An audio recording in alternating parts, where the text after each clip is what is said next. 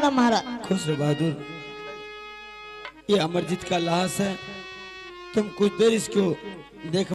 कम से कम जो भी छतरी आएंगे तो एक लकड़ी लेकर के आएंगे और बेटा के संस्कार करेंगे ताकि बेटा को जीवन को शांति मिलेंगे। तब तक मैं जा रहा हूँ, इसकी माँ को बुला करके नरवर किला से बुला करके लाएंगे ठीक। और उसके सामने अगर बच्चे को संस्कार करेंगे तो मेरे ऊपर से कलंक दूर रहेगा, नहीं तो ढेर सारा मेरे ऊपर कलंक पड़ जाएगा। आज के बाद कोई भी अपने से बड़े भाई पर विश्वास नहीं करेगा। देवा तुम इसको देखभाल करना, मैं जा रहा हूँ, फौरन जाएंगे और जल्द में वापस। ठीक है? बढ़िया चले अल्लाह बाबू बढ़िया लौटे हो अब दरबार से। बढ़िया चले बढ़िया हो ये दरबार से।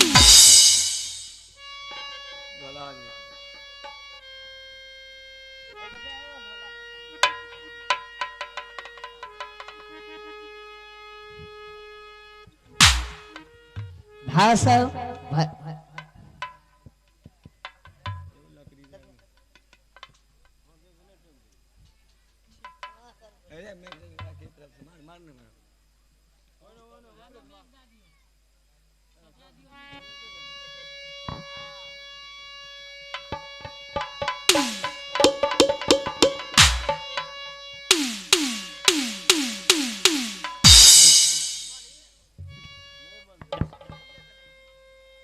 जते आदमी छिए एक एक लकड़ी दे देवे ना संस्कार भे जेते जरूर।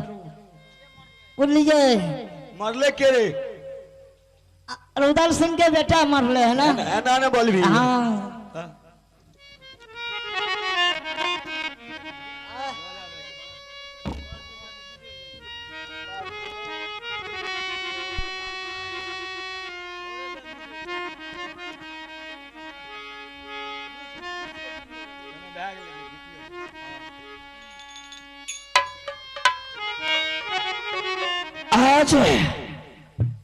आज मैंने बहुत आश्चर्य का सपना देखा हूं। सपना मैंने ऐसा आज देखा हूं कि बोलने से पहले मेरे कलेजा कांप उठता है। ठीक है, मैंने अपने रानी को बुलाता हूं, रानी को बुला करके ये सपना का समाचार उसे सुनाता हूं। रानी क्या जवाब देती है?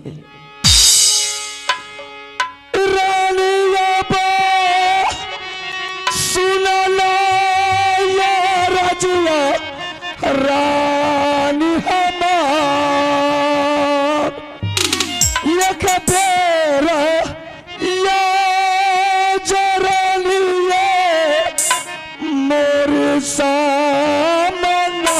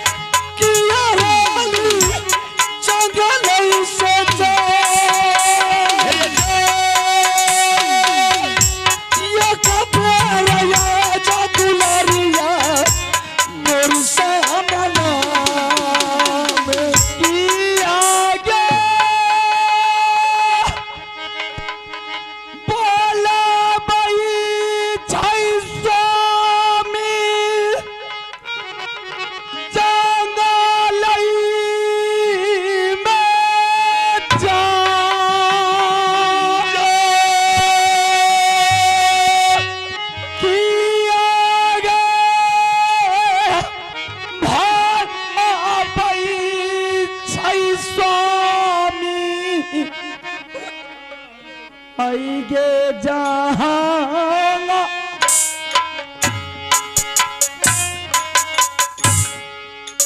ये कबेरा ये जरानी सामना हमें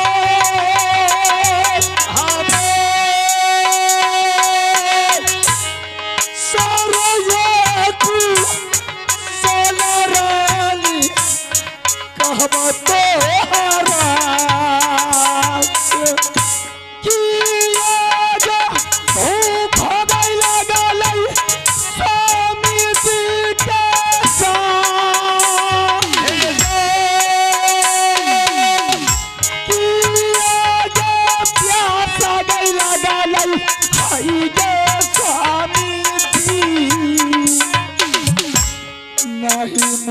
मोरा भूखा लागल है पियास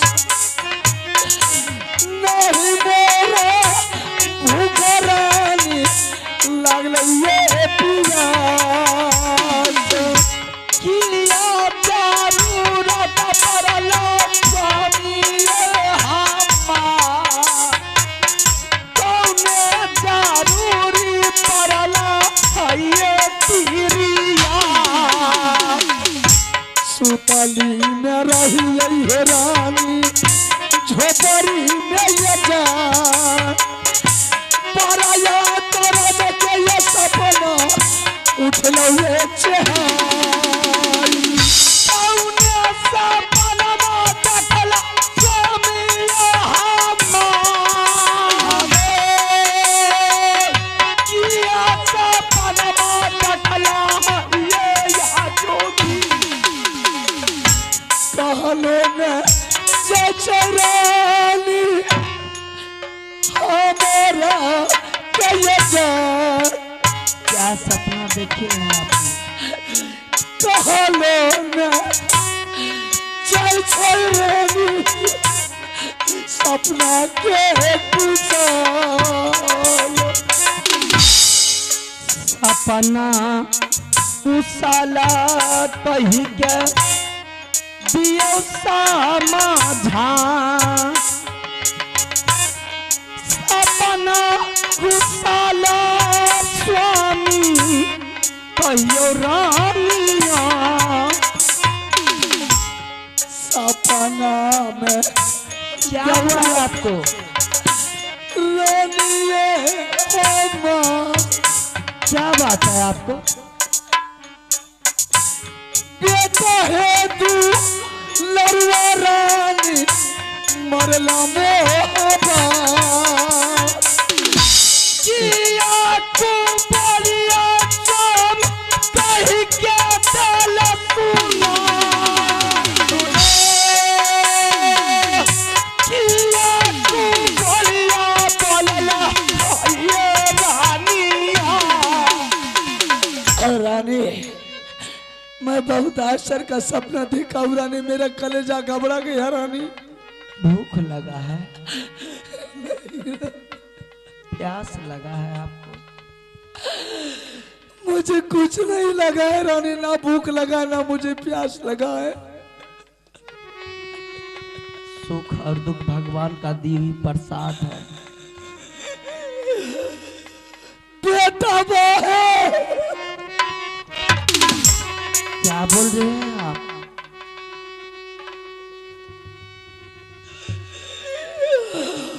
मर नहीं रानी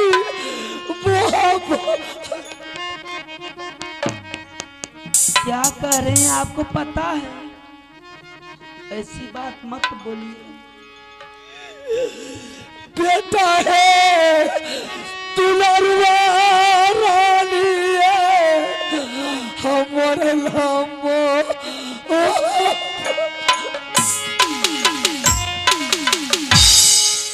बेटा बाजा और हकेला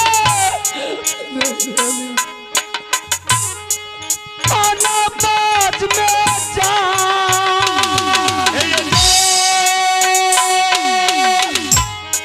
बेटा बातुलरुआ गेले आये काना बाज मैया मैया कह के बेटा तेजे परान सपना देखो मैया मैया कह के बेटा मरला मोहबान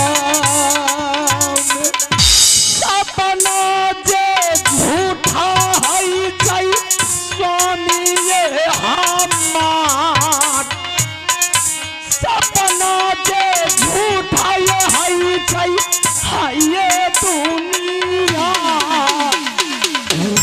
रानी इस बात के लिए आपने आंख से आंसू बहा रहे हैं। रानी आज कितने दिन से बेटा को नहीं देखा हूं रानी मेरा कलेजा धड़कता है रानी मैंने आज सपना में देखा कि बेटा कन्वज स्कूल से दरबार आया और बेटा ने माँ माँ करके चिल्ला करके दरबार में बेटा का प्राण छूट गया। रानी ऐसा भगवान मेरे साथ कभी नहीं कर सकते। आज मैं अपने बेटा के लिए रानी पल भर कहीं नहीं रह सकता हूँ। रानी मेरे साथ भगवान ऐसा नहीं करेंगे। रानी किसको भगवान मानती है? सब आज मेरे लिए दुश्मन बनाए। कोई देवी देवता मेरे लिए कोई नहीं है।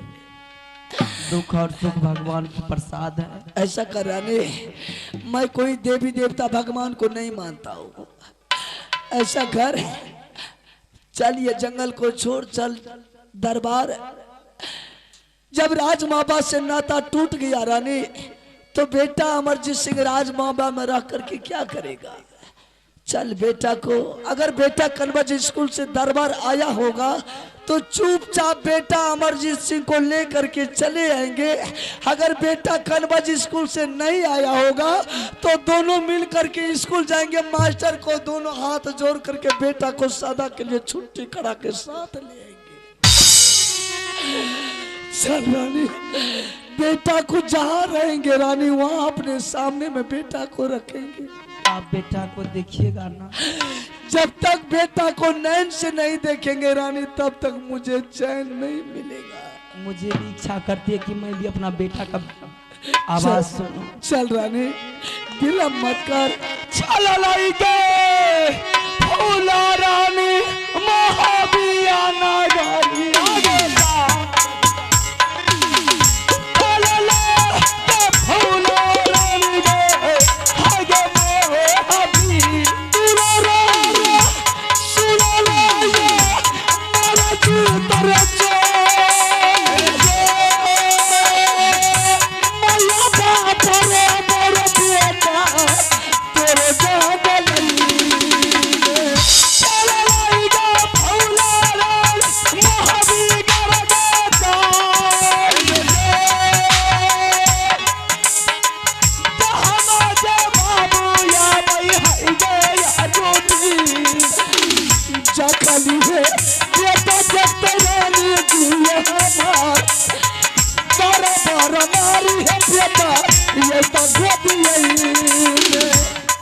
रानी, दरबार तो मैंने पहुंच चुकी हूँ। ये आज ये दरबार देख रानी कैसा उदास लग रहा है। दरबार सुंदर लग रहा है। जब हम ये दरबार में रहते थे रानी तो ये दरबार लग रहा था बिल्कुल स्वर्ग की तरह। आज ये दरबार लग रहा है रानी की बिल्कुल नर्क की तरह। लगता है कोई देश का इस राज में कोई है ही नहीं। क्यों नहीं लगेगा रानी? ये राज से तो कोई मुझे लालच नहीं है। बेटा को आवाज लगा, बेटा अगर महल में होगा रानी तो आवाज सुन करके बेटा पूरा दौड़ के आ जाएगा रानी। स्वामी, बेटा को लेंगे और साथ चले जाएंगे। दरबार इसीलिए सुंदर लग रहा है कि आपने दरबार में जब तक थे आपके बाजू में ताकत और कमर में लंगी तलवार था। सब आपके सामने में रहते थे। ये विपत्ति की ढेर आपके सर पर आ जाने के बाद सब छोड़ दिया है। तो आप इस दरबार से निकल गए तो दरबार तो सुन्न क्यों नहीं लगेगा? रानी नजर उठा करके देख रानी, मेरे भाई किसी जगह बैठे होंगे, भाभी सोना किसी जगह बैठी होगी, या देवा पंडित किसी जगह होगा, बेटा इंदर सिंह किसी कोना में खेलता होगा। रानी नजर उठा करके देख। मैं किसी को आवाज नहीं लगाऊंगी आपके सिवा। एक बात मैंने आश्चर्य की देख रही हूँ। क्या देख रही है? जो मंत्री जी ने इस दरबार में पहरा जगाया करते थे, देवा पंडित, आज वो भी सो गया है। कहाँ रानी? आप नहीं देखे? नहीं रानी। इधर देखिए, ये मंत्री जी दरबार में सो गए हैं। इसको जगाइए और जगा करके इन्हीं से पूछिए, अगर मेरा बेटा कन्वज से आया होगा तो सारा बात ये बता देगा। ठीक है रानी। अगर नहीं आया होगा तो दोनों व्यक्ति मिल करके कन्वज चलूंगी, स्कूल चले जाएंगे रानी। बेटा को ले आऊंगी। ठीक है रानी, हम ये देवा को उठा करके सारा राज मापा का कुशल भी पूछ लेंगे और इन्हीं से पता चल जाएगा कि बेटा कहाँ है। पूछिए जरा।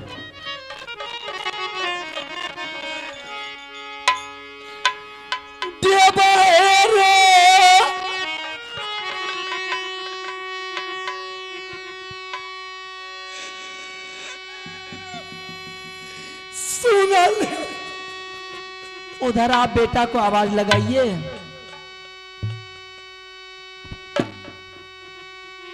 और मैं इधर इंतजार करती हूँ। देवरिया बाबू रे आप मंत्री जी को जगाइए, मैं इधर बेटा को आवाज लगाती हूँ। भैया रे बाबा जिया देवरे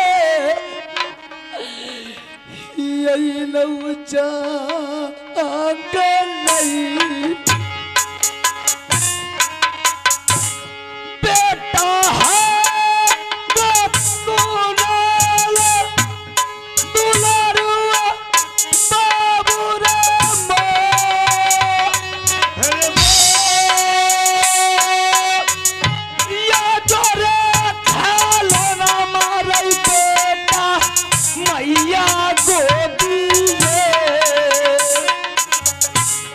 बेटा बेल जा बाबा करियो देवरे अमर हृदय जू रहते देवरे ये हो गोहिया हमारा गेल रे बेटा मैया घर जागा आज रे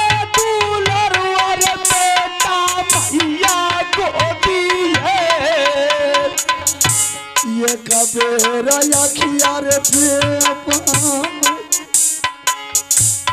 अमरजीत सिंह अमरजीत सिंह बेटा बेटा अमरजीत सिंह अरे यार बोलो ना रे बेटा बेटा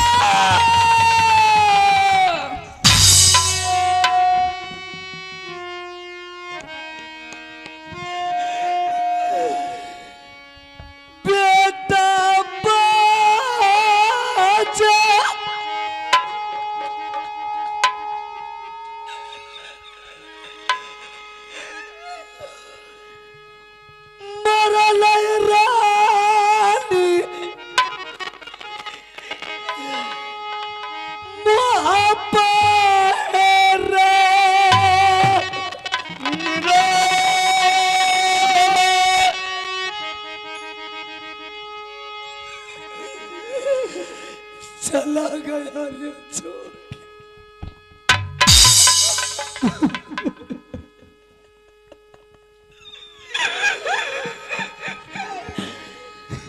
दुलारा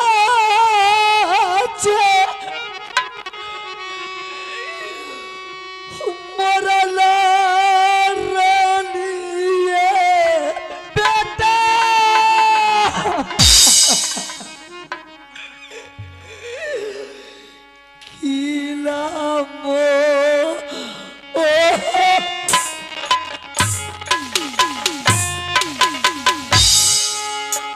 दुलारा है मारी गेला रानी हमार दुलारा मल्ला रानी किला मोहब्बत ये रे जो दुनिया बेटा ललकौरे छोरा के ये रे जो दुनिया बेटा जो ललकौ तो हारा अरे किया रे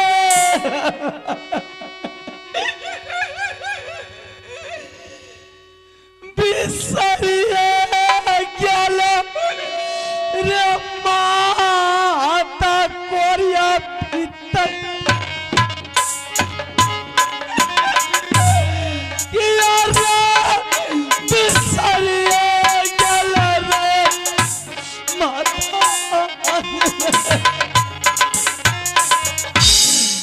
केकरा खातिर दिला कैसा राप भगवान हमर से बेटा मर गेल खिला मोहबा ये कबर यकिया खोले सुगार अम्मा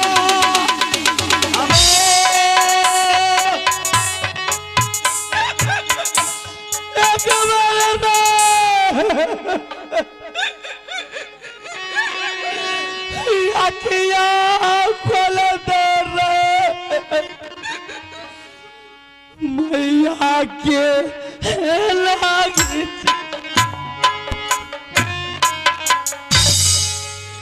कथी ले जा नाम ललैया भागली को सरजा विपत्ति पर विपत्ति भगवान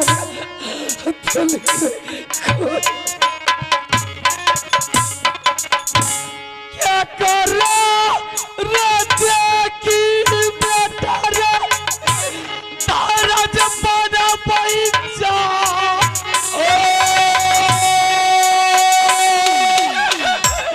क्या करो देख रही बेट साई राजा पानी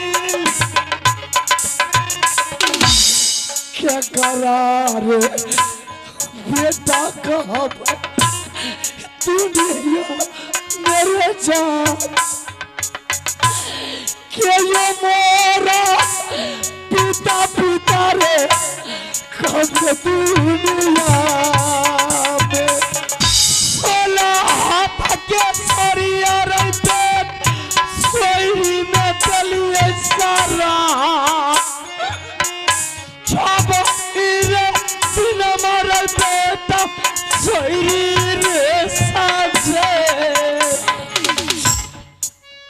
रानी ये दरबार में अगर बेटा के लिए दोनों प्राणी मर भी जाएंगे तो अब बेटा वापस लौट करके नहीं आएगा। ऐसा कर रानी, चल बेटा का लाश उठा, जिस जंगल में रहता हूँ उसी जंगल में बेटा भागल का संस्कार करेंगे। रानी अगर राजमापा में बेटा का संस्कार करेंगे तो वह दुष्ट कायर सैयद बोलेगा कि रुदल सिंह तुम तो मेरे राजमापा को छोड़ करके चला गया, तुम्हारा बेटा मर गया तो मेरे ही राज में तूने संस्कार किया। चल वह कायर के राज में रानी बेटा का संस्कार नहीं करेंगे, चल उसी जंगल में बेटा का संस्कार करेंगे। रानी अगर मेरे भाई को पता चल गया कि आ रहा है लाश ले जाने के लिए तो वह लाश को ले नहीं देगा। रानी चल बेटा का लाश को लेकर के भाग। कहाँ जाएंगे बाप? अरे जिस जंगल में रहता हूँ उसी जंगल में बेटा का संस्कार करेंगे। चल अरे इसे उठा करके ले जाने के लिए नहीं देगी पगली, उठा इसको। ये चली हुई है किस माता जरुआ ये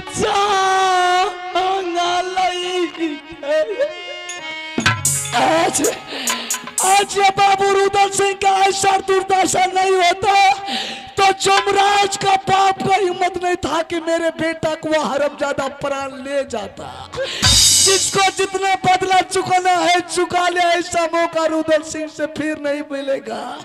अगर मेरा जिंदगी बच गया तो किसी को जिंदा नहीं छोड़ेंगे, ना मर गया तो सब बदला सोल हो जाएगा।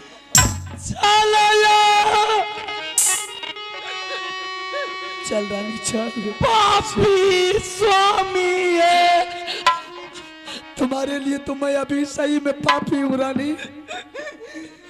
बेटा के जंगल चलो दूर से भागा रानी से चल रानी चल। बेटा खेलो भागियो बोहबा चला लईगा फूला रानी चला लईका वो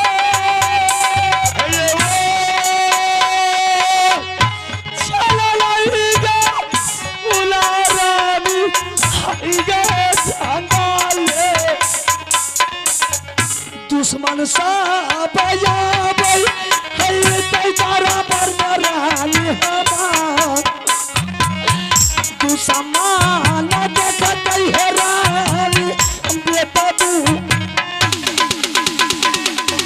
पथले जन्म ललई दुलरा बेटा मोर पथले जन्म ललई फुलबा कोठिया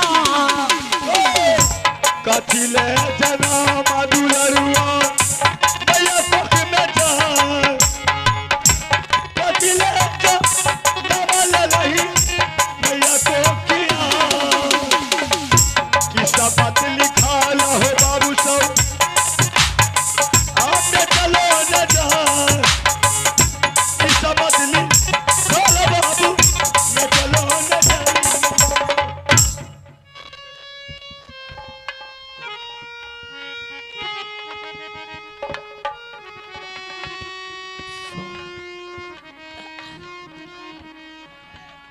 रानी बेटा का लाश तो दरबार से जंगल ले आया जिस अभागल बेटा के पास पापी जैसा पिता रहेगा अभागल जैसी मां रहेगी उस बेटा का संस्कार नहीं हुआ रानी उस बेटा अभागल के बदन पर कफन नहीं मिला रानी तो एक तो छात्री धार में विनाश हो जाएगा रानी दूसरा परमात्मा मालिक उसे स्वर्ग नहीं दे करके नरक लिखेगा रानी क्या करूंगी मैं? रानी जिस बस्ती से तूने मेरे लिए भोजन और पानी मांग मांग करके लाती थी खाने के लिए आज उसी बस्ती फिर चले जा रानी उस बस्ती में बाबू भैया माँ बहन बहुत दयालु होगा रानी उन लोग को बोलना कि आज मुझे ना चाहिए भोजन ना चाहिए मुझे पानी 5 वर्ष का बेटा मर गया उसके लिए चाहिए मुझे कफन जिस बाबू भैया माँ बहन को बेटा का ममता बेटा का दर्द बेटा का दया होगा रानी तुम्हें कफन दान अवश्य करेगा रानी कैसी समय आ गई है रानी फुला की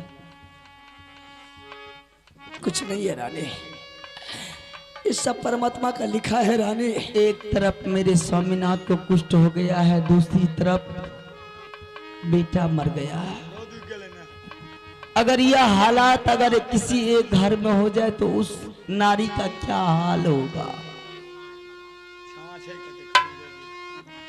बेटा क्या करना बाबू साहब भिक्षाए रचा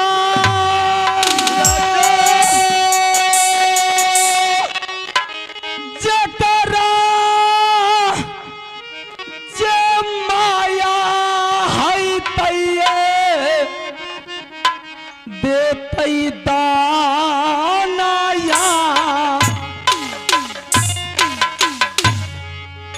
कफन के राना रानी ये चरा फैले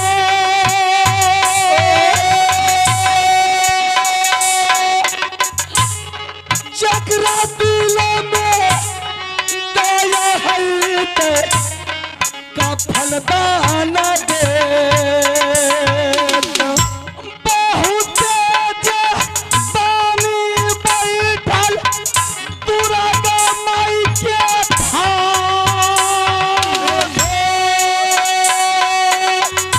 बहुत पानी बैठल दुर्गा साथा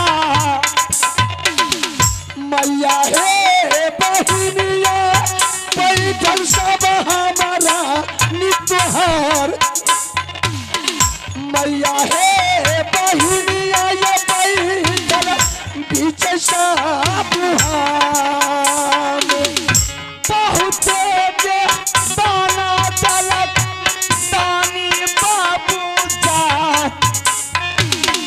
दियो ये दाना बाबू रानी फूलाबा सबके भलाई करत दुर्गा है माँ